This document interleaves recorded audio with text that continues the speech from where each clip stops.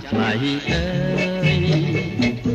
បានឃើញហើយគួរឲ្យស្នេហ៍រាំងពូបងដូចដួងខែញញឹមសមម្លេះទេនាងមេនាងឈ្មោះអី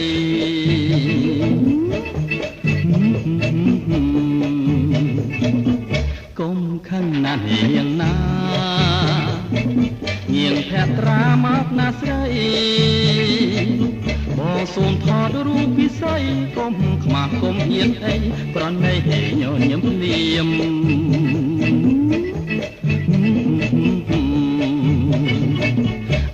អាយ៉ាសយណាលោកអើយ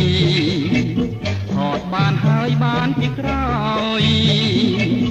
ថតពីមុខនាងមិនឲ្យថ្ងៃនេះជាថ្ងៃសយយីសយអស់ចាមែន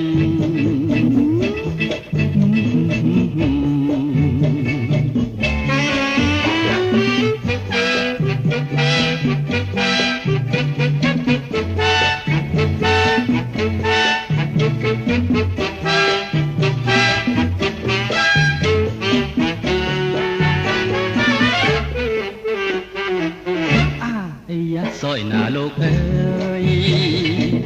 ថតបានហើយបានពីក្រោយថតពីមុខនាងមិនឲ្យថ្ងៃនេះជាថ្ងៃសយយីសយអស់ចាមែន